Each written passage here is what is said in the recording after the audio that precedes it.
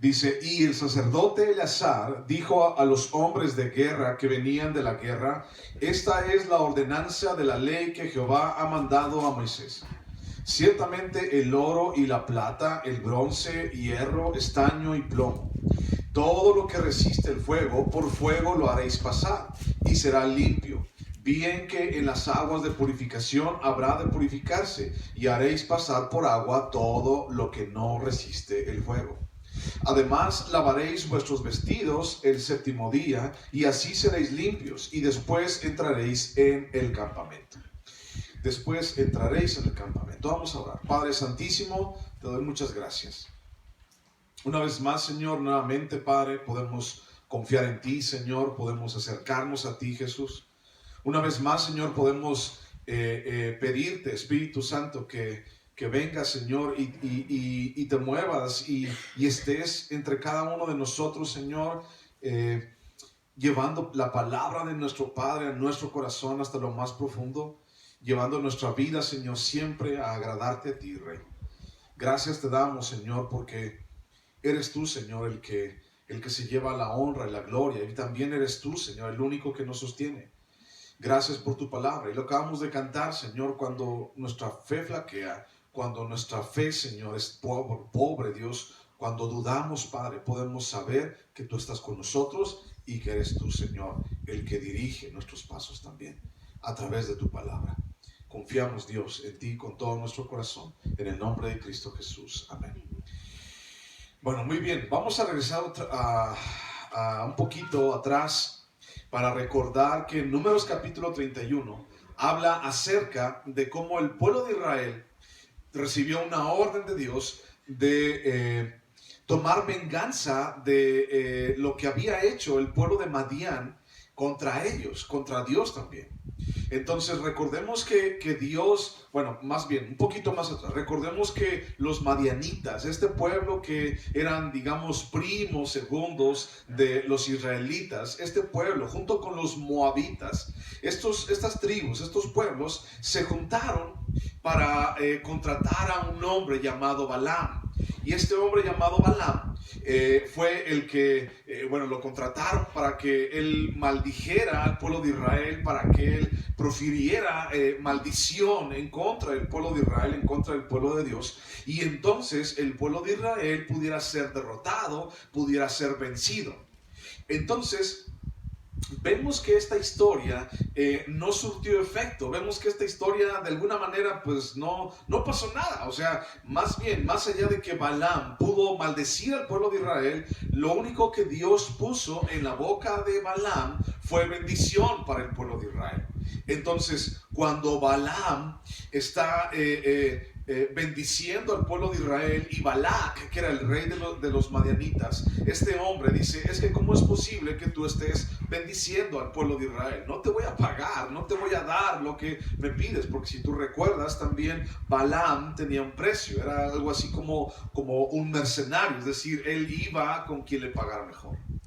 Y entonces este hombre, al no poder o verse incapacitado de destruir al pueblo de Israel por causa de maldición, lo que hace es darle un consejo a los madianitas, al rey, a los moabitas, y ese consejo fue para destrucción del pueblo de Israel. Balaam le dice a los reyes, le dice a los madianitas que envíen a sus mujeres más bellas para seducir a los hombres de Israel. Y entonces esos hombres fueron con estas mujeres, adulteraron, fornicaron literalmente con estas mujeres, y estas mujeres acercaron a estos hombres a cometer adulterio espiritual también, al creer, al acercarse, al ir con estas deidades falsas que tenían los madianitas y que tenían los moabitas también. Entonces, a partir de allí, hubo una gran matanza, hubo una gran mortandad, dice la palabra, como 24,000 hombres. Y entonces todos estos hombres que murieron en aquel entonces fueron hombres clave dentro del pueblo de Israel. Y eso fue algo que Dios guardó, y que Dios guardó para este tiempo, para este versículo, este capítulo más bien del Números 31. Y entonces comienza este pasaje hablando, diciendo: ahora harás venganza en el nombre de Dios para con el pueblo de Madián. Y entonces van con Madián 12,000 hombres, 1,000 de cada tribu, y estos 12,000 hombres derrotan a los madianitas, traen botín, traen esclavos, traen niños, mujeres, traen todo lo que pudieron encontrar de allá de Madián, y entonces van con Moisés y van con Eleazar, les buscan o ven la aprobación de ellos, y entonces Moisés les dice, ¿saben qué? Ustedes lo que van a hacer es esto. Y entonces a todos los niños, los varones, a las mujeres que habían conocido varón, todas ellas murieron a filo de espada. Todos ellos murieron a filo de espada. Y entonces solamente quedaron las mujeres o las niñas o las muchachas que no habían conocido varón. Y estamos aquí en este momento y vemos cómo el pueblo de Israel atendió la orden de Dios. Es decir, Dios les dijo, tienen que ir y destruir al pueblo de Madián. Y entonces el pueblo de Israel va y 12,000 hombres van y destruyen al pueblo de Madián y a los habitantes de Madián. Y entonces juntamente con esa destrucción, más allá de traer personas, trajeron muchas cosas cargando. Trajeron todo lo que pudieron encontrar de lo mejor, trajeron animales, trajeron oro, plata, piedras preciosas, trajeron vestimentas, caras, finas, trajeron todo lo que pudieron encontrar. Y entonces este pueblo de Israel atendió la orden de Dios y destruyó a los habitantes de Madián. A todos los hombres los pasaron a filo de espada. Y en su momento, como recordamos, Madián hizo muchísimo daño al pueblo de Israel. Pero no les hizo daño por el camino de la guerra o de la lucha. Es decir, no los destruyó por causa de una guerra o de destruirlos así como originalmente, como era una costumbre pues para destruir a pueblos a través de la guerra o de la lucha, sino que destruyó al pueblo de Israel por un camino diferente. El pueblo de Madián destruyó al pueblo de Israel con un camino, escucha, con un camino que tenía que ver con el corazón. Y si tú recuerdas, hemos estado platicando mucho acerca del corazón y de las actitudes del corazón, y hemos estado platicando también acerca de cómo un corazón que no es arrepentido, un corazón que no busca a Dios, un corazón que no le interesa a Dios, cómo reacciona. Y vemos cómo Balac, Balaam son los ejemplos de esto, ¿no? Cómo es que reacciona un corazón que no tiene a Dios. Y entonces el pueblo de Israel fue derrotado por un camino diferente al de la guerra y al de la lucha. Fue derrotado por el camino del corazón del propio Israel. Y entonces ese camino que tenía que ver con su corazón, ese camino también tenía que ver con los intereses de Israel. Entonces es un camino que tenía que ver con el corazón de Israel, pero también un camino que tenía que ver con los intereses de Israel. Y entonces entendemos o vemos que los caminos que el hombre toma no siempre son los mejores caminos o no son los caminos aprobados por Dios. Y entonces este camino que tomó el pueblo de Israel fue un camino que los llevó a la muerte. Y entonces muchos de los principales, muchos de los que estaban en gobierno y en autoridad en el pueblo de Israel, como los jefes de familias o jefes de millares o los jefes de las tribus, todos ellos cayeron en la tentación y cayeron en esta destrucción espiritual con el pueblo de Israel por causa precisamente de su propio interés y de su propio corazón. Y entonces vemos cuál era el interés y cuál era el corazón del pueblo de Israel. ¿Y cuál era ese interés? Bueno, ¿por qué causa fueron derrotados? ¿Por qué camino fueron llevados a la perdición? Por el camino de lascivia, por el camino de lujuria, por el camino de un corazón que aún no había dejado ese tipo de prácticas. Cuando nosotros recordamos, por ejemplo, el libro de Levítico, ¿te acuerdas el libro de Levítico capítulo 18? Es el libro y ese capítulo hablan acerca y Dios dice, hace mucho énfasis y Dios dice, tú no harás como lo hacen todas las demás naciones. Y entonces nos da una lista, toda una lista, capítulo 18, toda una lista de inmoralidad sexual. Y entonces dice, tú no te acostarás con tu tía, tú no verás la desnudez de tu padre o de tu madre, tú no verás la desnudez de tu hija. Y así, se lleva toda una lista, es prácticamente todo un capítulo que atiende esto. hablando acerca de inmoralidad. Y entonces si recordamos esto, entonces ya ellos, después de 40 años, porque la ley Levítico se dio en el monte Sinaí, y entonces ahorita ellos están enfrente de Jericó, frente a la tierra prometida, prácticamente por dar un paso dentro de la tierra prometida. Y entonces, después de 40 años, esto es muy importante, después de 40 años de andar dando vueltas en el desierto, andar cargando el tabernáculo en el desierto, nos damos cuenta de que el pueblo de Israel no había cambiado en nada, absolutamente en nada, su corazón. No había cambiado en nada sus intereses. No había cambiado en nada lo que a ellos les importaba.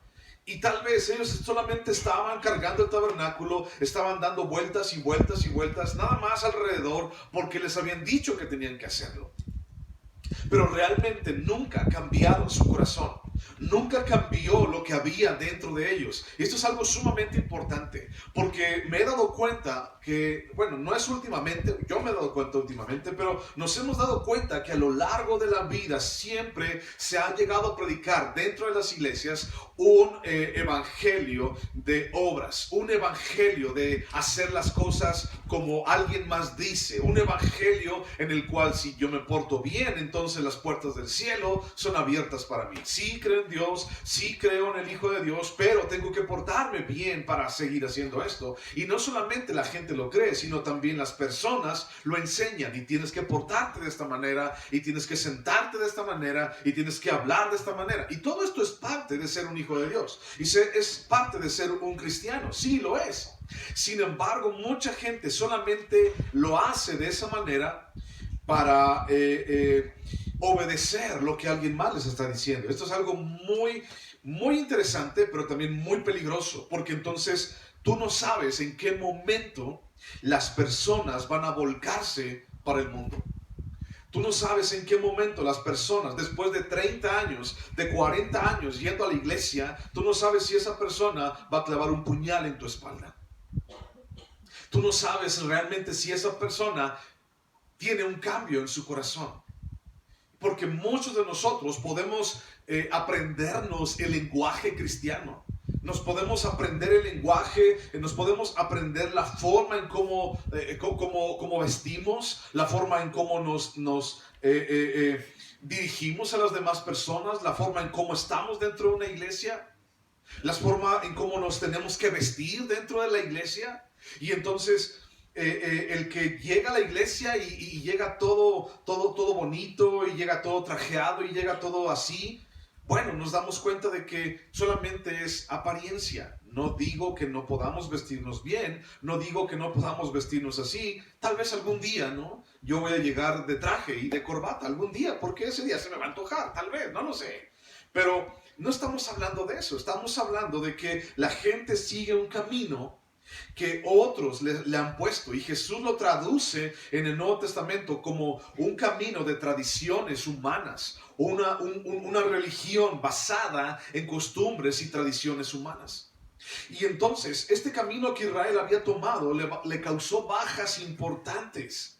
¿Por qué? Porque dentro de su corazón, después de 40 años, metafóricamente hablando, después de 40 años de estar yendo a la iglesia, su corazón nunca cambió. Y entonces las mujeres de Madián se le presentaron al pueblo de Israel, y el pueblo de Israel pecó, así tal cual. Y entonces podríamos preguntarnos, ¿por qué después de 40 años, que no aprendiste nada después de 40 años de estar yendo a la iglesia? Pues ya nos damos cuenta de que no aprendió nada.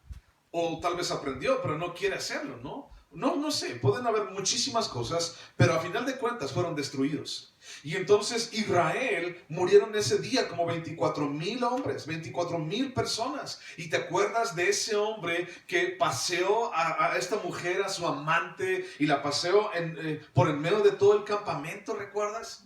Y entonces así enfrente de Moisés y enfrente de todo el campamento se trajo a esa mujer madianita y le dijo, vente, y ya se la llevó a su tienda. Y yo te decía aquel entonces, no se la llevó a hacer tamales. O sea, no se la llevó así como que, ay, tú limpias muy bien las casas. No se la llevó a eso. Se la llevó a fornicar con ella. Pero la pasó en medio de todos ellos a la luz del día. Entonces, ¿qué es lo que estaba realmente? Piensa esto.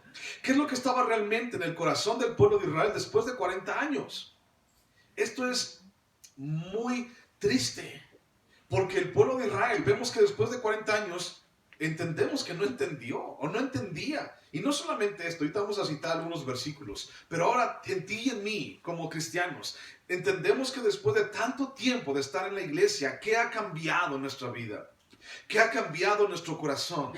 ¿Sigue siendo el mismo mal hablado? ¿Sigue siendo el mismo hombre o mujer chismoso, chismosa? ¿Sigue siendo el mismo intrigoso? ¿Sigue siendo el mismo sentidito o sentidita? ¿Sigue siendo el mismo mentiroso o mentirosa? ¿Sigue siendo el mismo borracho o borracha? ¿Sigue siendo... ¿Qué es lo que sigue siendo? ¿Sigue siendo el mismo rencoroso o rencorosa después de 30 años? Y entonces, ¿qué ha cambiado? No ha cambiado nada. Este es otro estudio completamente diferente, pero te lo voy a decir así muy rápido. Este es un estudio en la Biblia que dice, ¿a quién prefieres? ¿Prefieres a Pedro, el que todos los días está allí de bipolar y está allí, no, pero y regándola y regándola y regándola? ¿O prefieres al modosito Judas, que nunca hizo nada, hasta el mero día traicionó a Jesús? ¿Con quién prefieres lidiar? Decía ese pastor, decía ese estudio. ¿Con quién prefieres lidiar? ¿Con Pedro, que cada rato te está dando dolores de cabeza? ¿O con alguien que nunca cambió su corazón, que nunca te ha dado dolores de cabeza, pero llega el momento decisivo, el momento en el cual su fe va a tener que ser probada, y entonces traiciona? ¿A quién prefieres, no? Y entonces, esa es una comparativa, ¿no? Pero dice Proverbios, es mejor el amigo que hiere a aquel que presuntamente es tu amigo, pero solamente lo único que hace es llevarte a la muerte. ¿Y qué fue lo que hizo Judas? Llevó a Jesús a la muerte.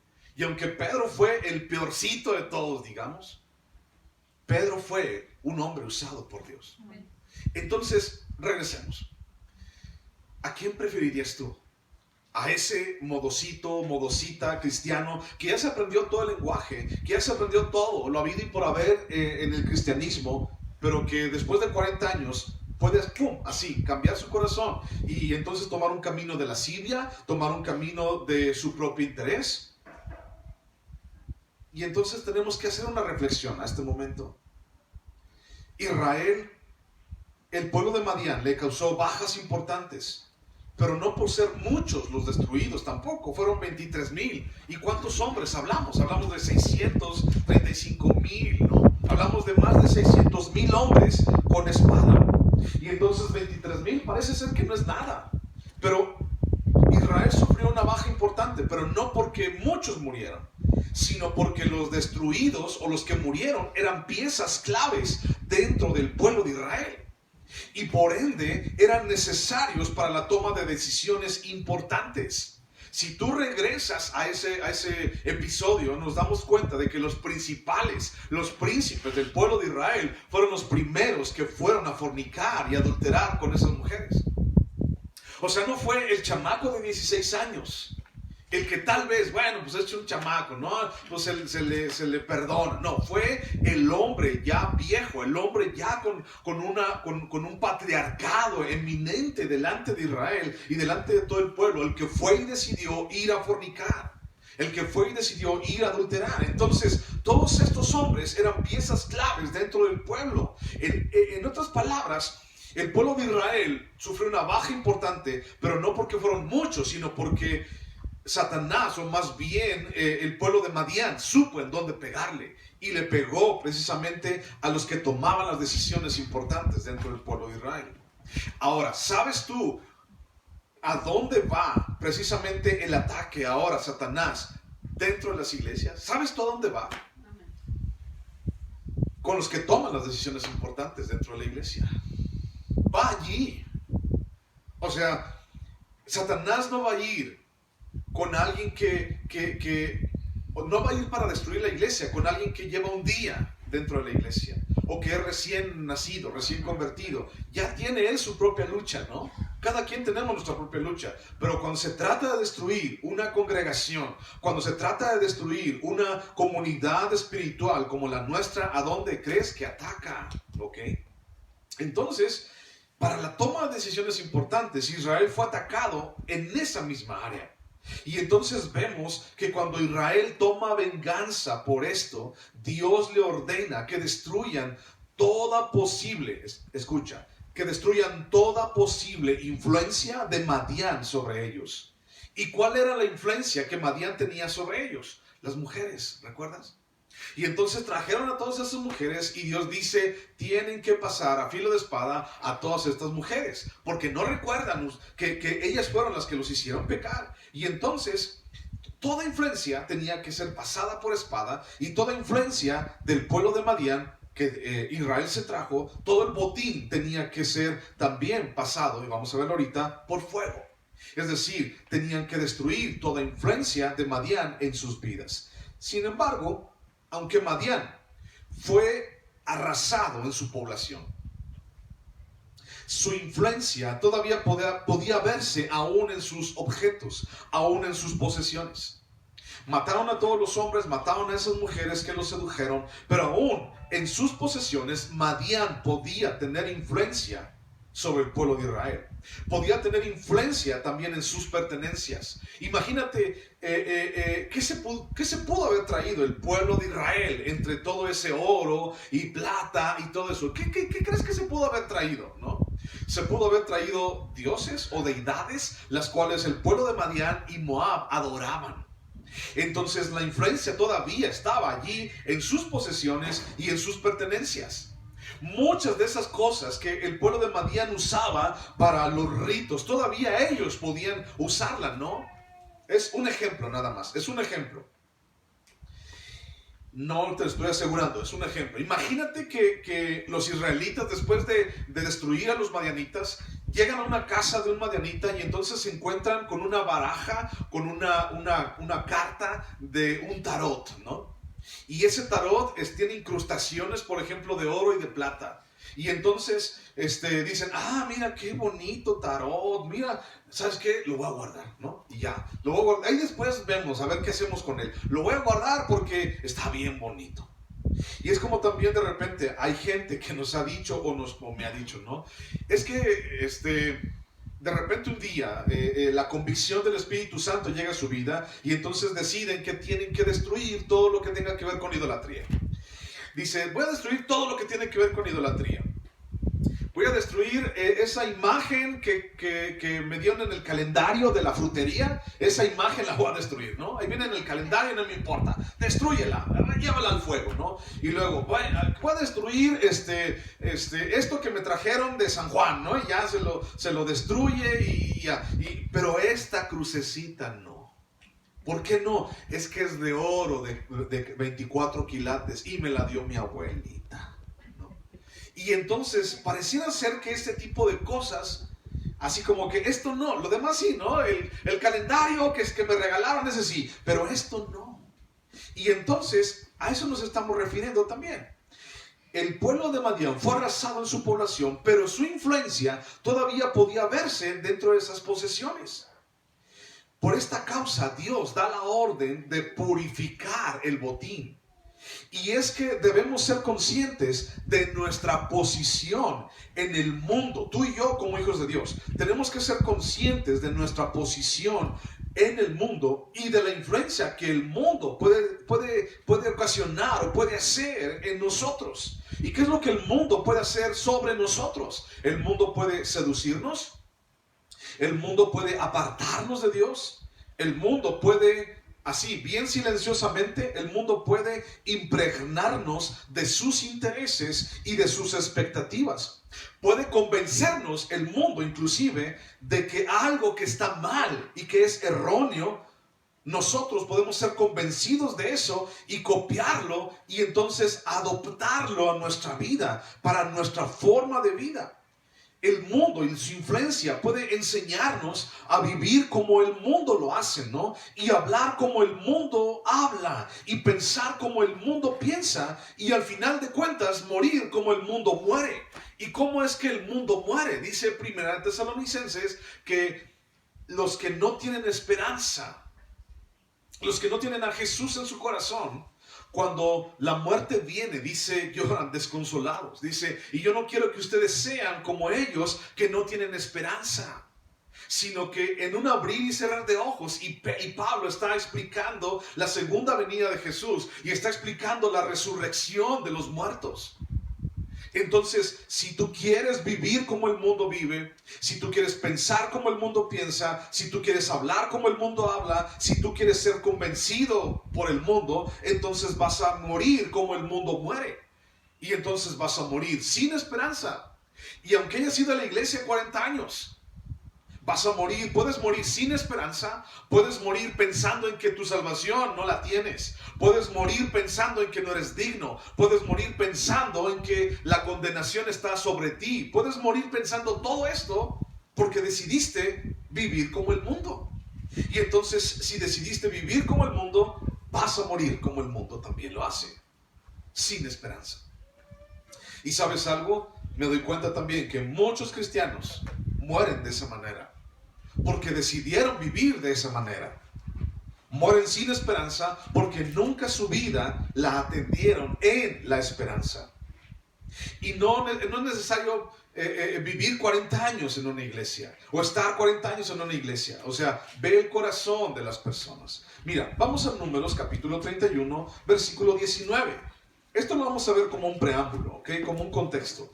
Números capítulo 31, versículo 19. Y dice, y vosotros, cualquiera que haya dado muerte a persona y cualquiera que haya tocado muerto, permaneced fuera del campamento 7 días. Y os purificaréis al tercer día y al séptimo, vosotros y vuestros cautivos.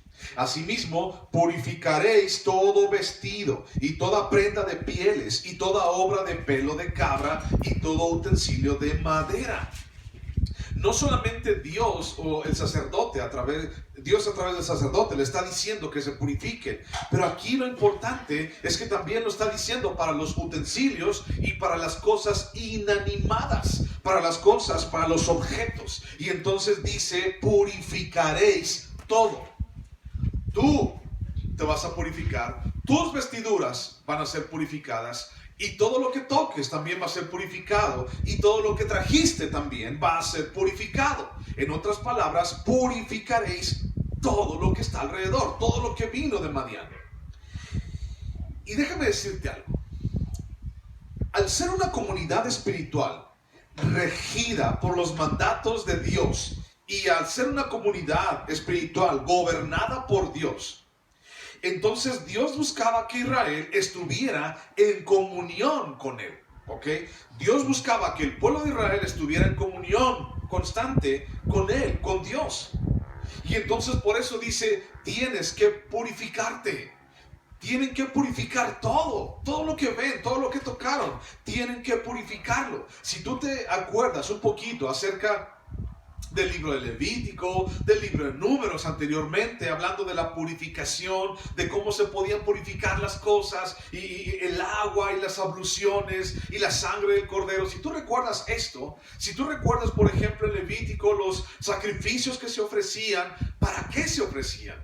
¿Por qué los llevaban? Bueno, los llevaban y se ofrecían para estar delante de Dios ritualmente puros. Y recuerdas también en Levítico que había muchos alimentos y muchas costumbres y muchas cosas que Dios les había dicho, no hagas esto, no hagas aquello, porque entonces vas a contraer impureza. ¿Y qué significaba eso de la impureza? Significaba que no podían estar en comunión con Dios. Entonces Dios establece un mecanismo para que todas las personas, sean hombres, sean mujeres, puedan acercarse a Dios. Y ahora aquí repite este mismo principio: purificaréis todo. Al final de cuentas, al ser una comunidad espiritual, el pueblo de Dios, Dios quería que ese pueblo tuviera una comunicación constante con Dios, no que ese pueblo se alejara. No que ese pueblo dejara a Dios allí en el desierto y que se fuera a dar la vuelta por otras partes, ¿no? Dios buscaba gobernar a Israel. Dios buscaba que Israel estuviera en comunión íntima con Él. Y esto era en aquel entonces. Purificaréis todo. Pero eso también es hoy, el día de hoy en tu vida y la mía. Esto es hoy, y lo que Dios busca es comunión contigo, y lo que Dios busca es una relación contigo. Y tal vez esa es la parte más importante de lo que hacemos. Estar en relación con Él, estar en comunión con Él. De hecho, el estar en coinonía y comunión unos con otros, esto pasa a segundo término. Lo realmente importante es estar en comunión con Él. Por eso nos reunimos, por eso buscamos, por eso oramos, por eso leemos, por eso queremos conocer más de Dios, para estar en comunión y relación constante con el propio Padre. Y esto es lo más importante de lo que hacemos. Dentro de la santidad requerida por Dios, también estaba implícita la relación con Dios. O sea, no era solamente ve y lávate. O sea, no era solamente ve y mata a un animal y rocíate con esa sangre de ese animal para que seas purificado. No solamente era, no quiero que hagas estas costumbres, no quiero que tomes esas decisiones. No solamente era santidad así, sino que era una santidad que implicaba mi relación con Él. ¿Por qué la gente buscaba santidad? ¿Por qué la gente realmente quería ir a lavarse, ¿no? Y entonces tenías ahí a la mujer menstruosa, por ejemplo, o tenías al hombre que había tenido emisión de semen en la noche. Y entonces a esas personas decían, bueno, tienes que ir a lavarte y serás impuro hasta la noche y al siguiente día entonces podrás quitarte esa impureza. Imagínate, o sea, algo tan íntimo como emisiones o como menstruación.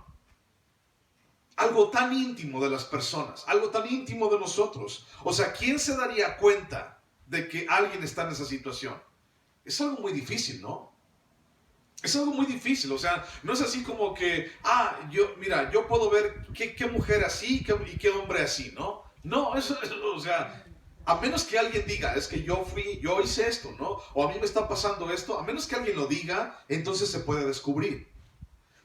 Entonces, al final de cuentas, cuando entendemos que la santidad requerida por Dios es más bien mi relación con Él, entiendo que ya no tiene que ver con alguien, sino tiene que ver conmigo. Y entonces soy yo el responsable directo de purificarme, de lavarme. Y soy el responsable directo de mi relación con Dios. Nadie más.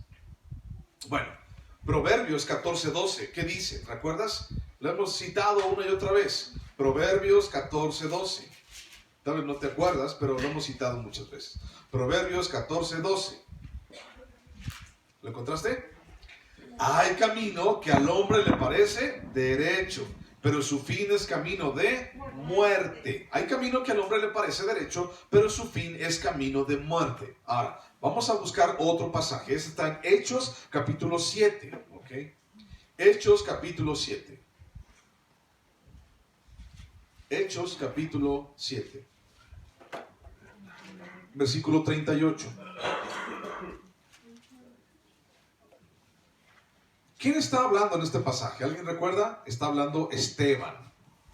Hechos 7:38. Y Esteban lo llaman delante del concilio, delante de las personas, delante de los principales y fariseos. Y entonces, al final de cuentas, no termina bien la historia porque es apedreado Esteban y entonces se convierte en el primer mártir por causa del evangelio. Pero fíjate qué fue lo que estaba diciendo Esteban, que fue lo que hizo enojar mucho a estos hombres judíos. Hechos capítulo 7, versículo 38, dice, este es aquel Moisés que estuvo en la congregación en el desierto con el ángel que le hablaba en el monte Sinaí y con nuestros padres y que recibió palabras de vida de que darnos, al cual nuestros padres no quisieron obedecer, sino que le desecharon y en sus corazones se volvieron a Egipto.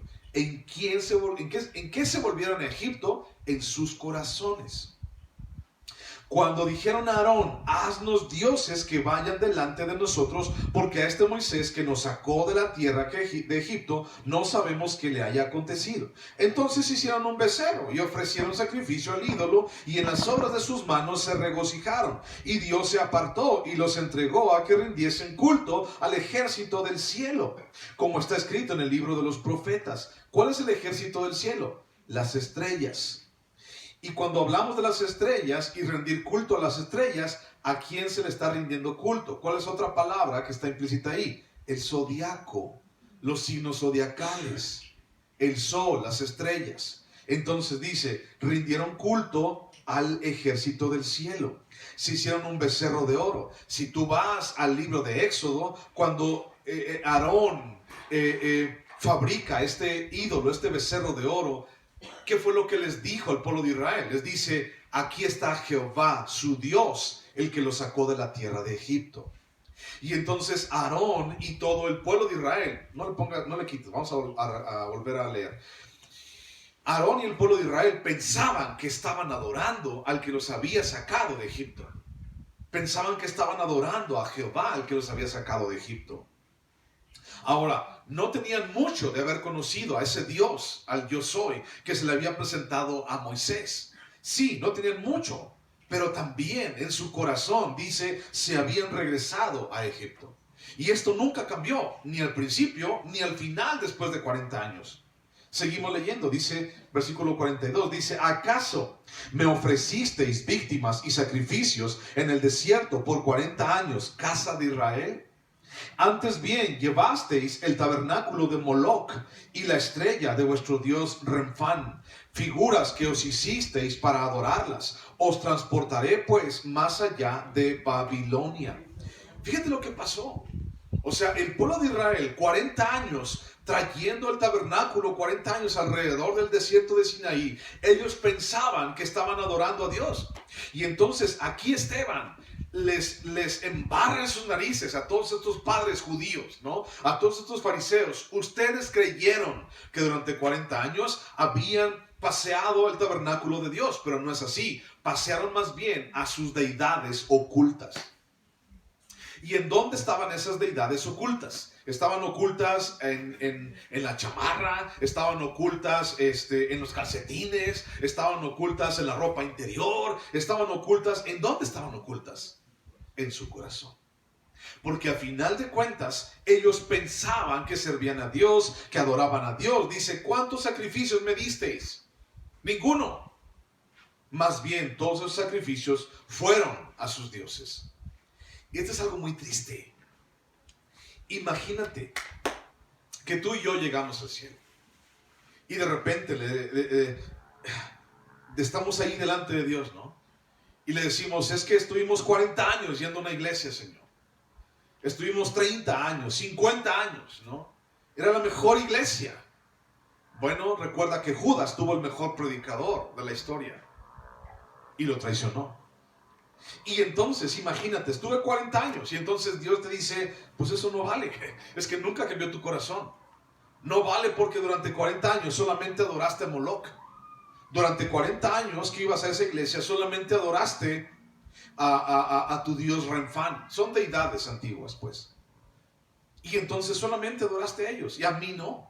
¿Cómo, Señor, si yo estaba en la alabanza? ¿Cómo, Señor, si yo esto? ¿Cómo, Señor, si yo aquello? Sí, pero es que lo hacías, pero en tu corazón, o sea, te bajabas, ibas y lo único que hacías era vivir conforme al mundo y conforme al modelo que el mundo te estaba mostrando.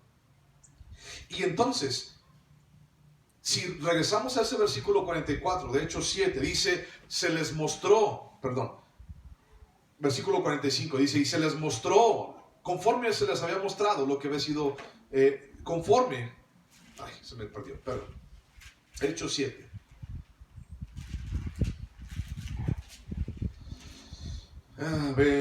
Versículo 44, 7:44. Tuvieron nuestros padres el tabernáculo del testimonio en el desierto, como había ordenado Dios cuando dijo a Moisés que lo hiciese conforme al modelo que había visto. ¿Ok? Hicieron el tabernáculo conforme al modelo que habían visto. Entonces, ¿qué es lo que vemos hoy? ¿Qué es lo que tenemos a nuestro alrededor? Ellos hicieron el tabernáculo conforme al modelo que habían visto. Pero hoy, ¿en qué tengo mis ojos? ¿En qué tengo mi corazón? ¿En qué tengo mi expectativa? Esto no debió dejar lugar a dudas. O sea, lo hicieron conforme al modelo que habían visto. No había dudas así como que lo voy a hacer como yo quiero. No, sino que tuvieron que hacerlo como Dios les dijo. El corazón de Israel siempre estuvo en otro lado. El corazón de Israel siempre estuvo en otra parte. 40 años en el desierto y el corazón de Israel nunca estuvo con Dios.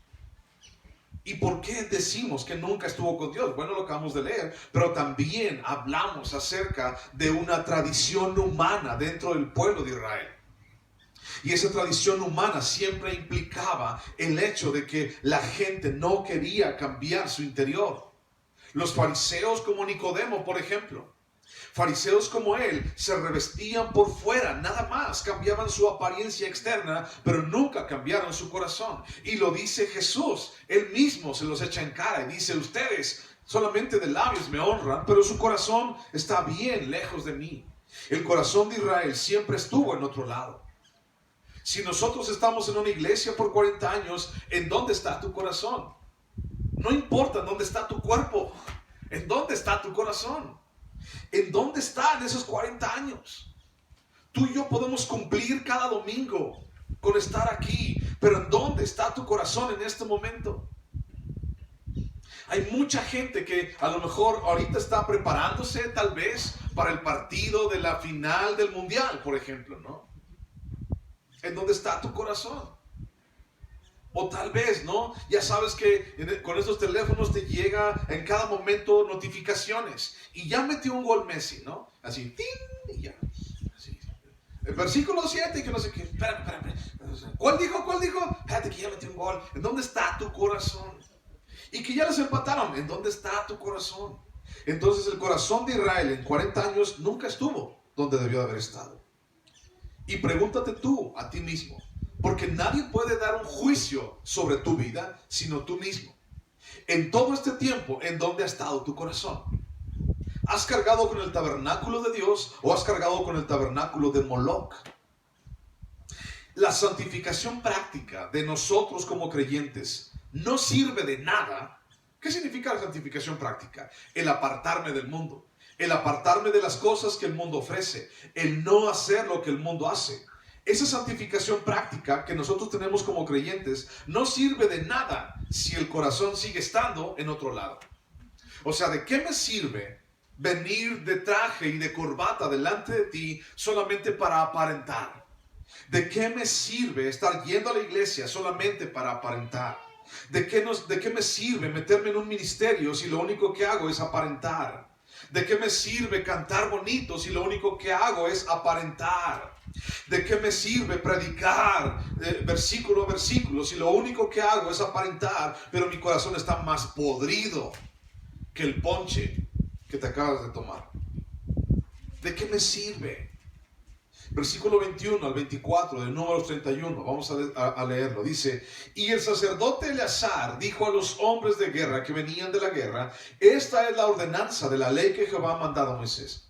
Ciertamente el oro y la plata, el bronce, hierro, estaño y plomo, todo lo que resiste el fuego, por fuego lo haréis pasar, y será limpio. Bien que en las aguas de purificación habrá de purificarse, y haréis pasar por agua todo lo que no resiste el fuego.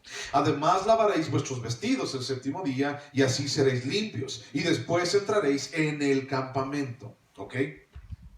Esos son los versículos que estamos estudiando. Y entonces, ¿cuál es la idea aquí?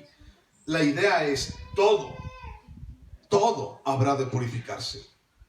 Y todo tiene que purificarse. Aquí está mencionando cosas de oro, cosas de plata, cosas de piel, cosas de madera. Dice, todo tendrá que purificarse. Y tendrá que purificarse a través de dos elementos. ¿Cuáles son? El fuego y el agua. Dice, todo lo que resista el fuego, entonces lo harás pasar por fuego. Y lo que no resista por fuego, también lo purificarás, pero con agua. Lo que era purificado con fuego primero, después lo pasaban por agua también. Pero lo que no resistía, como la piel, como la madera y cosas de esas, solamente lo lavaban, lo purificaban con agua. Ahora, ¿alguna vez o más bien en este momento te recuerdo otro pasaje donde también es mencionado fuego y agua al mismo tiempo? Bueno, Nicodemo, Juan capítulo 3. Vamos a leerlo. Juan capítulo 3. Jesús está allí con Nicodemo. Nicodemo no entiende qué significa nacer de nuevo. Y entonces Nicodemo dice, ¿cómo puedo yo regresar al vientre de mi madre y volver a nacer? Porque Jesús le dijo, todo aquel que naciere de nuevo estará en el reino de los cielos. Y entonces Nicodemo no entendía. Y entonces, ¿cómo puedo yo nacer siendo viejo?, le contesta Nicodemo. Juan capítulo 3, versículo 5. Y Jesús le contesta de esta manera. Respondió Jesús y le dice: de cierto te digo, que el que no naciere de agua y del Espíritu no puede entrar en el reino de Dios. Lo que es nacido de la carne, carne es, y lo que es nacido del Espíritu, Espíritu es. Ahora, pastor, usted me dijo que fuego y agua al mismo tiempo. Bueno, ahí no dice fuego. Bueno, ahora vamos a Mateo. Mateo capítulo 3 también. Mateo capítulo 3, versículo 11. Juan el Bautista está hablándole aquí directamente a los fariseos y a esos religiosos que había en Jerusalén, en Jericó, en todos los alrededores, en Judea pues. Y entonces, ya lo encontraste en Mateo capítulo 3, versículo 11. Dice: yo a la verdad os bautizo en agua para arrepentimiento, pero el que viene tras de mí, cuyo calzado no soy digno de llevar, es más poderoso que yo, y él os bautizará en Espíritu Santo y fuego. Espíritu Santo y fuego. Entonces, esos dos elementos están dentro del proceso de Dios para tu vida y para la mía. Fuego y agua. Fuego y agua. Eso significa, ¿qué significa eso? Bueno, el fuego es la acción purificadora del Espíritu Santo en nuestras vidas, que nos ayuda a purificar nuestro camino, que nos ayuda a saber tomar decisiones para ya no caer en el mismo camino y en las mismas malas decisiones de antes. Esa vocecita que te dice, estás pecando. Esa vocecita que te dice, ándale, empínate otra, que al cabo no pasa nada. Pero ya vas a verme después, de mí te vas a acordar, que lo que estás haciendo el día de hoy te va a ocasionar la muerte. Esa vocecita que tú dices, que tú callas cada vez que quieres pecar. Esa vocecita que tú estás cantando bien a gusto, ¿no? Una canción, renuévame porque todo lo que hay dentro de mí, y de repente, ¡fum!, viene un pensamiento malo a tu cabeza y así como que cállate Marcos Witt, no quiero seguir oyendo eso, ¿no? Quiero mejor meterla del Buki, ¿no? Y qué necesidad hay, y que no sé qué, y entonces, ¿por qué esta canción sí me permite pecar? Si traigo la canción de renuévame en mi mente, en mi corazón, no me permite pecar, pero la voy a cambiar por dame más gasolina, y dame más gasolina, que al cabo esa no pasa nada, ¿no? Y entonces ahí la tienes. ¿Sabes?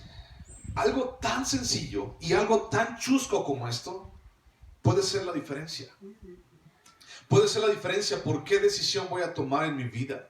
Y entonces ese fuego del Espíritu Santo, ese fuego que dice, es que tienes que quemar esto, es que esto ya no es de Dios. Y entonces, ¿qué significa el agua? Significa la palabra. Y el Espíritu Santo te dice, no me crees, entonces ve a la palabra. Y entonces vas a la palabra y te dice, ya te vi, no quiero que estés haciendo eso. Ay, Señor, perdóname. Y entonces Dios te habla a través de la palabra. Y lo que tú pensabas que Dios no te estaba viendo, y lo que tú pensabas que Dios no tenía ningún conocimiento de esto, entonces te lo muestra a través de la palabra. Y te muestra lo chafa que eres, y nos muestra lo nacos que somos. Y entonces decimos, Señor, sí, eres tú. O sea, no les estaba haciendo caso al Espíritu Santo y a esa voz, pero ahora me muestras a través de la palabra que eres tú. Entonces, fuego del Espíritu Santo y palabra. Y esa palabra nos limpia y nos purifica. Entonces, no solamente las personas debían de purificarse, sino que aquí vemos cosas inanimadas. O sea, la persona no solamente era, voy a lavarme y voy a lavar mis vestiduras, sino que también aquí vemos en Números 31 que debían de lavar objetos, cosas inanimadas. ¿Y qué eran esos objetos? El botín, lo que habían traído de Madián. Lo que resista al fuego será purificado por fuego, y lo que no resiste al fuego será pasado o purificado con el agua. Ok, estamos bien hasta ahí. Pero ¿qué pasa? ¿Qué si algo aparentaba resistir el fuego, pero al final no aguantó el fuego? En otras palabras, ¿alguno de ustedes conoce, por ejemplo, en la pintura o cuando estás pintando, si vas a la Comex o alguna tienda así de pinturas, sabes que hay un color que te pueden vender así en las pinturas, donde venden pinturas, que se llama oro musivo? ¿Alguna vez te ha sonado esa frase, esa palabra, oro musivo? Si tú vas a la Comex y le dices, denme un frasquito o denme una latita de oro musivo, ¿ok? Ese oro musivo, así se llama el color, oro musivo. Ese color de oro musivo se hace a base de dos componentes. Uno es el estaño y otro es el sulfuro. Entonces mezclan esos componentes y da ese color. Da un color como el oro, parecido al oro. Entonces ese color, el oro musivo, ese color se crea o se empezó a usar muchísimo en la Edad Media para cuando las gentes querían hacer, por ejemplo, figuras de deidades, de toda esta iconoclasia o iconografía dentro de la cultura católica. Hacían esculturas, pintaban pinturas, frescos, ¿no? Y entonces los marcos de esos cuadros, ¿de qué color crees que estaban pintados? De oro musivo. Y entonces pintaban los cuadros, era de madera, pero los pintaban con ese color, oro musivo. Y cuando secaba, parecía realmente oro. O por ejemplo, hacían una estatua, un ángel, o hacían un querubín, ¿no? Y entonces lo hacían de yeso, lo hacían de madera, lo tallaban, y entonces ya lo hacían y le ponían esa pintura, oro musivo. Y entonces de lejecitos, en las iglesias, en los lugares de culto, parecía que era de oro. Y entonces yo me puse a pensar, bueno, ¿y qué tal que en aquel entonces también había cosas que parecían que aguantaban el fuego, pero al final de cuentas no lo aguantaron, ¿no? Y entonces imagínate una estatua que parece de oro, pintada con oro musivo, y entonces dicen, mira, esa estatua es de oro, me la vendieron bien carísima porque según es de oro. Y entonces, a ver, déjame ver, ¿cómo se prueba el oro? Con fuego. Y entonces lo metes al fuego y entonces resulta ser que era pura pinturita y resulta ser que era puro patol, ¿no? Patol es una madera que se utiliza, una madera muy liviana que se utiliza para hacer los estatuas o las figuras, por ejemplo, de estas fechas decembrinas, que es todo el José y la María y todo ahí, lo hacen de patol, porque son muy livianos, porque luego los tienen que cargar. Si los hicieran de mezquite, pues no la aguanta el que los carga, ¿no? Entonces los hacen de patol, una madera muy liviana, hueca, bofa. Y entonces vemos cosas, o podríamos decir cosas que tal vez pudieran ser genuinas, pero no son reales. O pudieran ser reales, pues, pero no son genuinas. Es decir, allí está, yo la estoy viendo, parece de oro, pero la metes al fuego y no lo es. Después de 40 años en una iglesia, ¿realmente tu fe puede ser probada por fuego? Pregunto. Porque pareciera ser, ¿no? Que después de 40 años, ese hombre o esa mujer o ese hermanito o esa hermanita, después de 40 años en esa misma iglesia, después de escuchar eso, después de escuchar todas esas buenas prédicas, pareciera ser que su fe es la mejor fe de todo, de todo lo que tenemos aquí, todos nosotros, ¿no? Y de repente Dios le permite tener una uña enterrada a ese hermanito de 40 años en la iglesia. ¿Y qué crees que pasa? Reniega de su fe. Entonces, ¿la fe es genuina o no es genuina?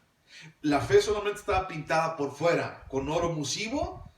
¿O la fe realmente, al ser probada con fuego, realmente es hallada real, genuina y honesta en tu vida? Lo que resiste el fuego es purificado por el fuego.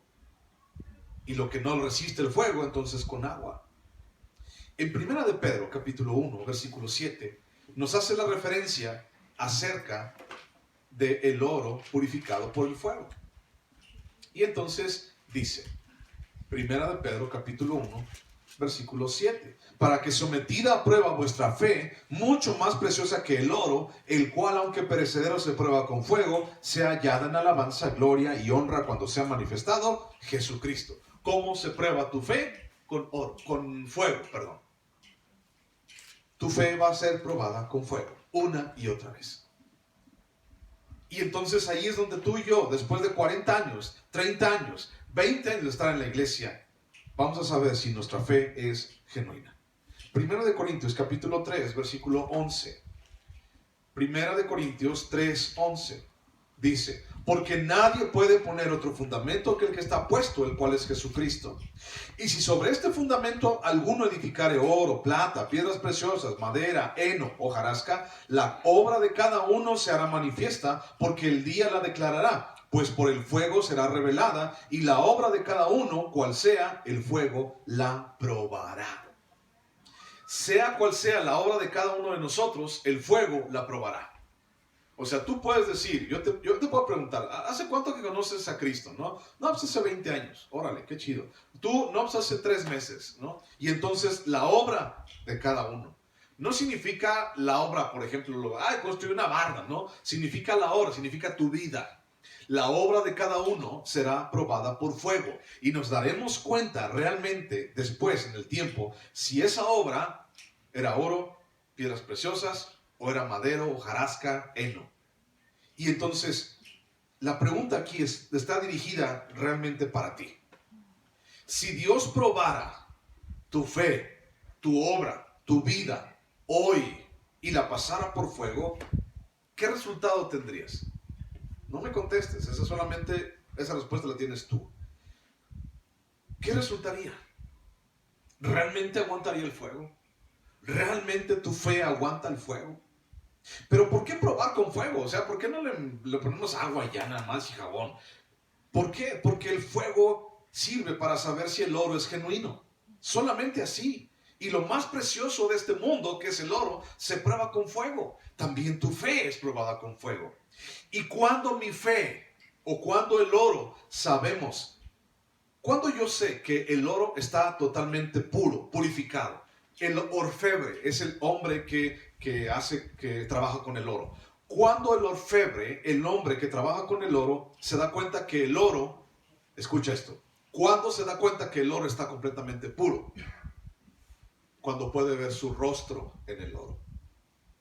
Si no puede ver su rostro en el oro como un espejo, no está puro y lo mete otra vez al fuego. Cuando tu fe realmente es probada con fuego y cuando realmente sabemos que es pura y genuina, cuando refleja el rostro de Dios. Si tu fe no está reflejando el rostro de Dios, entonces será otra vez sometida al fuego. Y el fuego del Espíritu Santo empezará a quitar la escoria de tu vida. Y empezará a quitar todo eso que no sirve. Hasta que tú realmente reflejes el rostro del Creador en tu vida y en tu fe, te seguirán pasando por fuego. Entonces, no te sorprenda si una y otra y otra y otra y otra vez estás pasando en tu vida por pruebas y por fuego en tu vida. No te sorprenda. ¿Por qué otra vez, Señor? ¿Por qué si acabo de salir de este desierto? ¿Por qué me vuelves a meter otra vez a este problema? ¿Por qué, Señor? Porque no estás reflejando el rostro de Dios. Hasta que reflejes realmente el rostro de Dios, entonces serás dejado de pasar por fuego. Y cuando sigamos avanzando en el camino, otra vez la mugre se te va a pegar. ¿Y qué crees? Serás otra vez pasado por fuego. El fuego del Espíritu Santo. ¿Por qué probar con fuego? Porque el fuego todo lo purifica. La influencia pecaminosa de Madián aún podía destruirlos. Y era necesario ser probados y ser lavados. Un gran error que nosotros tenemos como cristianos es que no importa si algo es bueno o es malo conforme a la Biblia. Si es bueno o malo conforme a la Biblia, no me importa. Pues, si me gusta, yo lo hago, ¿no? Y entonces la gente, los cristianos, queremos cristianizar todo. Y entonces le ponemos solamente enfrente la palabra cristiano y ya, eso es todo. Y lo aceptamos en nuestra vida. Y entonces, mira, busca Primera de Juan, capítulo 2, versículo 15. Primera de Juan 2, 15. Le ponemos el nombre cristiano y ya. Ahorita te voy a dar unos ejemplos. Primera de Juan 2, 15. Primera de Juan 2:15 dice: no améis al mundo, ni las cosas que están en el mundo. Si alguno ama al mundo, el amor del Padre no está en él. Porque todo lo que hay en el mundo, los deseos de la carne, los deseos de los ojos y la vanagloria de la vida, no proviene del Padre, sino del mundo. Y el mundo pasa, y sus deseos, pero el que hace la voluntad de Dios permanece para siempre.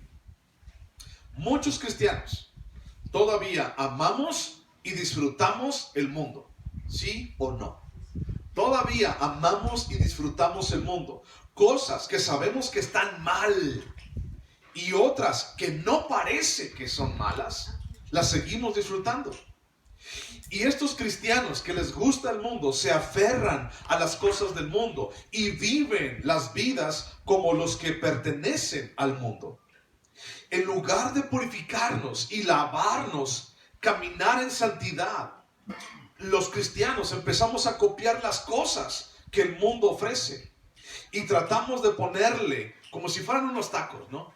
Tú dime, ¿te gustan los tacos? ¿Te gustan? ¿Sí o no? Sí. Ok, bueno. Tú dime qué es lo mejor de los tacos.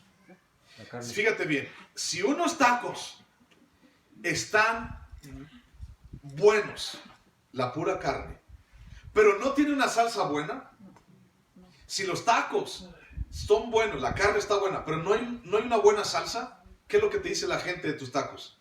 Están malos. No tienes razón. Pues hay más o menos.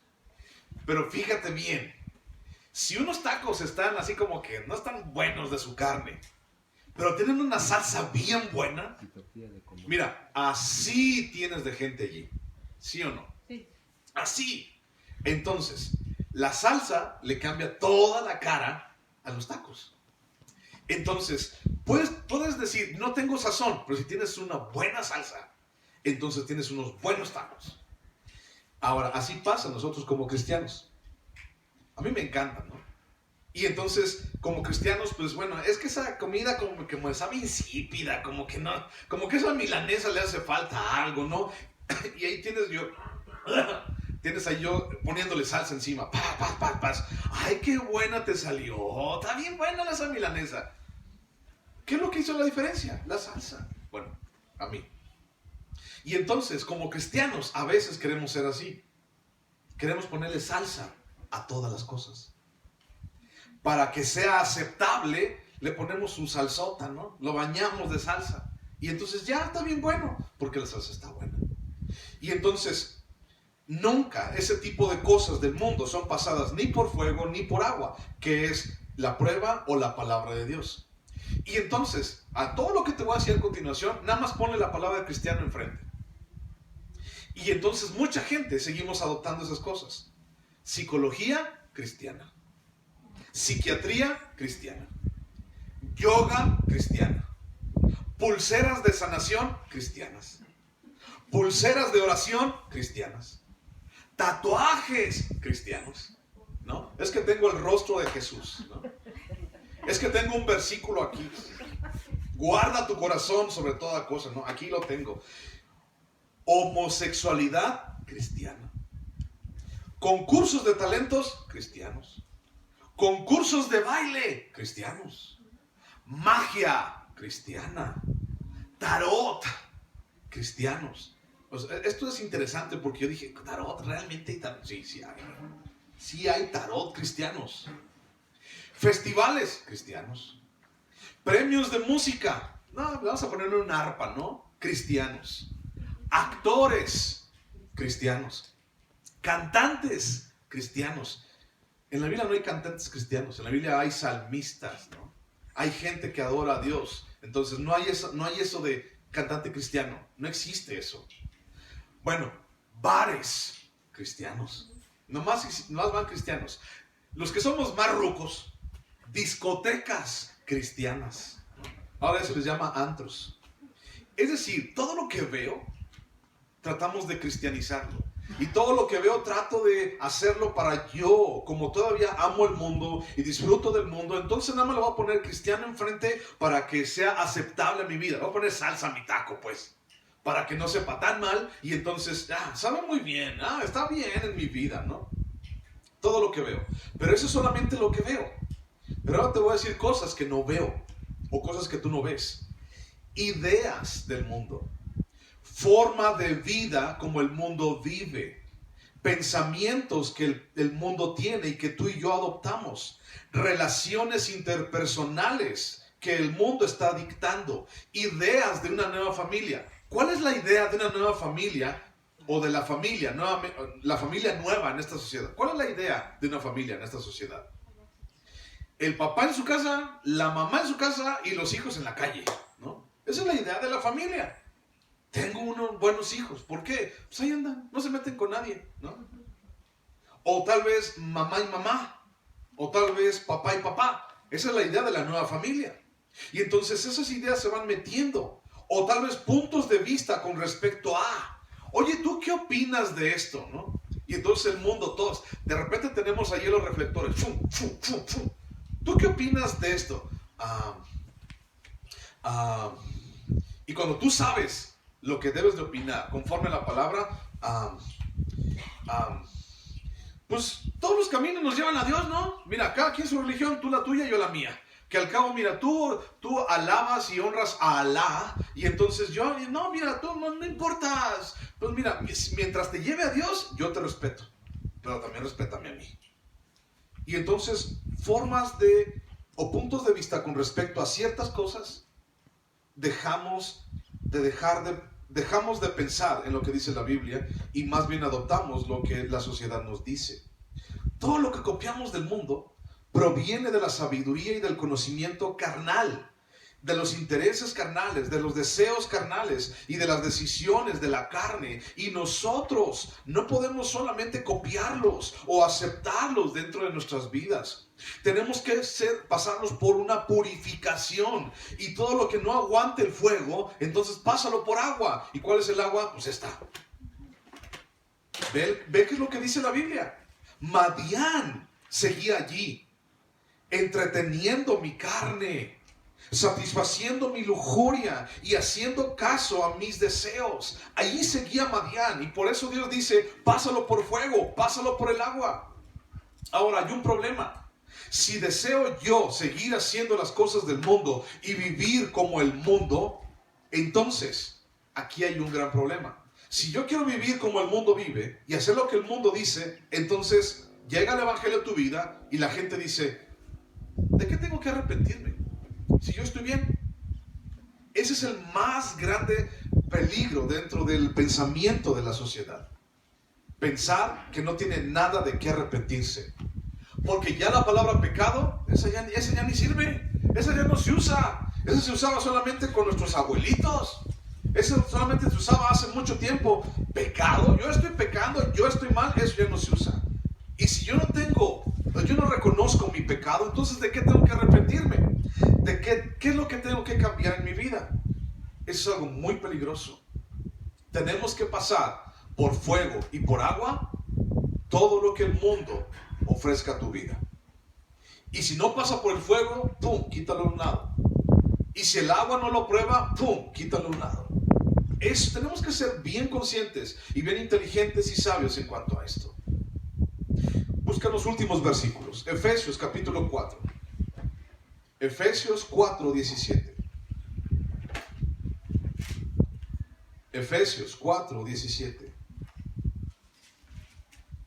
Dice, esto pues digo y requiero en el Señor, que ya no andéis como los otros gentiles, que andan en la vanidad de su mente, teniendo el entendimiento entenebrecido, ajenos de la vida de Dios, por la ignorancia que en ellos hay, por la dureza de su corazón, los cuales, después que perdieron toda sensibilidad, se entregaron a la lascivia para cometer con avidez toda clase de impureza. Y dice Pablo, ya no quiero que andes como los demás, sino quiero que renueves tu mente, sino quiero que pienses de una manera diferente. Ya no pienses ni quieras las cosas que el mundo piensa o el mundo quiere.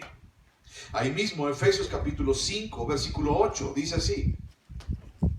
Porque en otro tiempo erais tinieblas, mas ahora sois luz en el Señor. Andad pues como hijos de luz, porque el fruto del Espíritu es en toda bondad, justicia y verdad, comprobando lo que es agradable al Señor. Y no participéis en las obras infructuosas de las tinieblas, sino más bien reprenderlas, porque es vergonzoso es aún hablar de lo que ellos hacen en secreto. Mas todas las cosas, cuando son puestas en evidencia por la luz, son hechas manifiestas, porque la luz es lo que manifiesta todo. Entonces dice, comprobando lo que es agradable al Señor. ¿Y cómo yo puedo comprobar lo que es agradable al Señor? A través de la palabra, a través del agua. Isaías capítulo 8, por favor. Isaías 8, 11. Isaías 8, 11.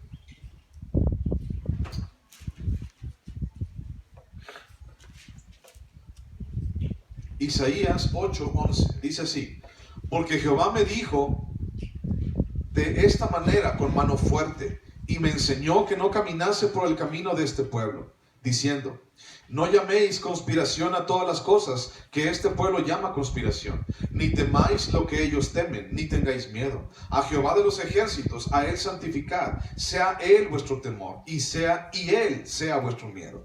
Entonces él será por santuario, pero a las dos casas de Israel por piedra para tropezar, y por tropezadero para caer, y por lazo y por red al morador de Jerusalén. Y muchos tropezarán entre ellos y caerán, y serán quebrantados, y se enredarán, y serán apresados. Pausa. Lo que hacen los intereses del mundo, y cuando tú y yo no realmente comprobamos lo que es bueno o malo conforme a la palabra de Dios, y lo seguimos y lo copiamos y lo hacemos sin pasarlo por fuego, por la palabra, eso nos enreda y nos apresa y nos lleva a la muerte. 16. Ata el testimonio, sella la ley entre mis discípulos. Esperaré pues a Jehová, el cual escondió su rostro de la casa de Jacob, y en él confiaré. He aquí, yo y los hijos que me dio Jehová somos por señales y presagios en Israel, de parte de Jehová de los ejércitos, que mora en el monte de Sión. Y si os dijeren: preguntad a los encantadores y a los adivinos, que susurran hablando, responded: ¿no consultará el pueblo a su Dios? ¿Consultará a los muertos por los vivos? A la ley y al testimonio.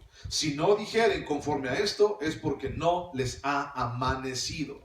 En otras palabras, vamos a hacer un bar cristiano.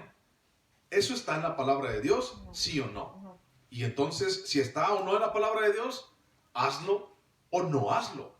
Por eso dice: comprobar lo que es bueno delante de Jehová. Entonces, a la ley y al testimonio significa: dime en qué versículo está.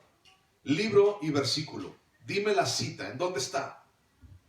Es que tú tienes que hacer esto. Ok, dime el versículo y dime la cita en dónde está. A la ley y al testimonio. La ley es el Pentateuco. El testimonio es los profetas. Entonces la gente tenía que ir a la palabra de Dios. Y dice: ata eso en tu mente, en tu corazón, en tus manos. Átalo para que no se te olvide. A la ley y al testimonio.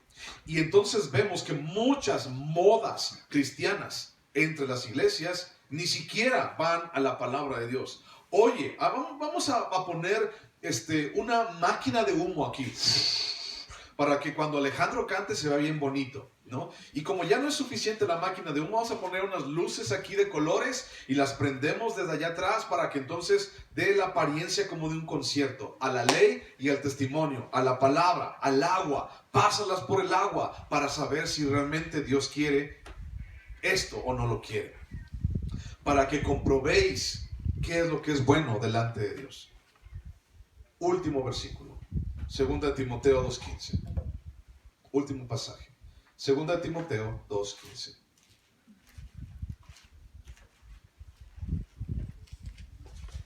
Procura con diligencia presentarte a Dios aprobado, como obrero que no tiene de qué avergonzarse, que usa bien la palabra de verdad. Mas evita profanas y vanas palabrerías, porque conducirán más y más a la impiedad. Y si su palabra carcomerá como gangrena, de los cuales son Himeneo y Fileto, que se desviaron de la verdad, diciendo que la resurrección ya se efectuó, y trastornan la fe de algunos. Pero el fundamento de Dios está firme, teniendo este sello: conoce el Señor a los que son suyos, y apártese de iniquidad todo aquel que invoca el nombre de Cristo.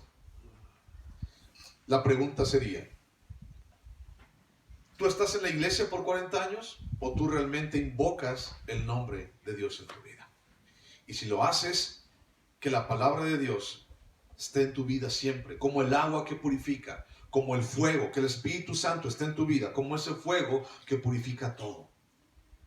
Tienes que probar las cosas. Tienes que comprobar si a Dios le agrada o no le agrada.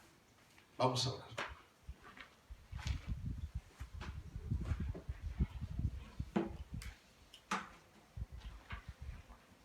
Señor Jesús, sabemos, Padre, que tú estás con nosotros.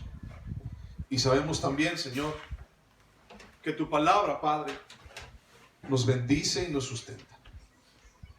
Pero Dios, hoy, Señor, queremos pedirte que nos ayudes, Señor, a que esa fe, Señor, que nosotros tenemos para contigo sea una fe genuina. Una fe, Señor, que realmente te refleje a ti. Ayúdanos, Padre, cuando nuestra fe flaquea, cuando nuestra fe duda, cuando ya no tenemos fuerzas. Ayúdanos, Señor.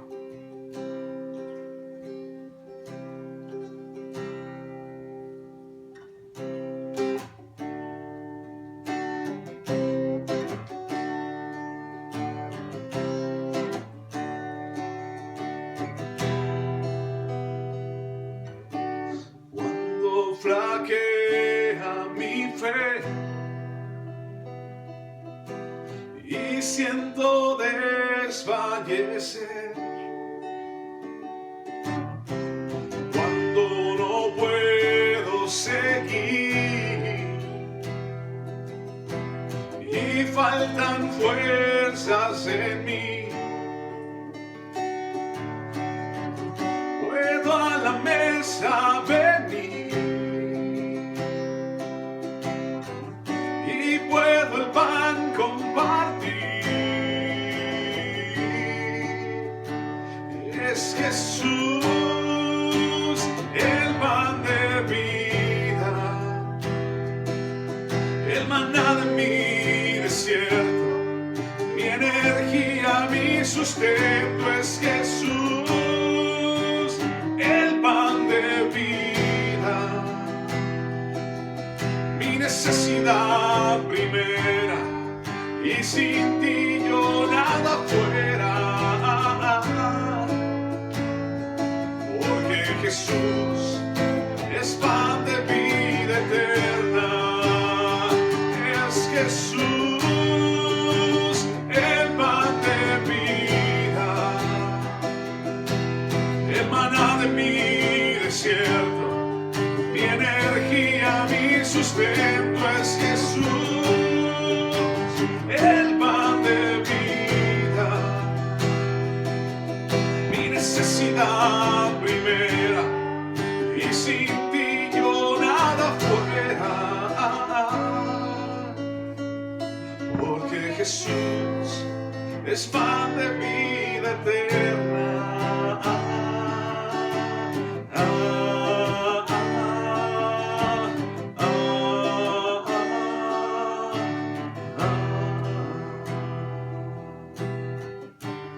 Señor Jesús, gracias por este día, por tu palabra y por tu presencia. Gracias, Señor, porque podemos confiar en ti. Gracias, Dios, porque tú eres bueno. Bendice a mis hermanos, Señor, cuídalos. Gracias, Padre, porque hoy pudimos estar contigo. Señor, llévalos con bien a casa. Y aquellos que no pudieron estar hoy, Señor, cuida también sus vidas y corazones. Gracias, en el nombre de Cristo Jesús. Amén, Dios. Gracias, muchas gracias por estar aquí. Que Dios te bendiga, que Dios te guarde siempre. Un abrazo para todos. Gracias.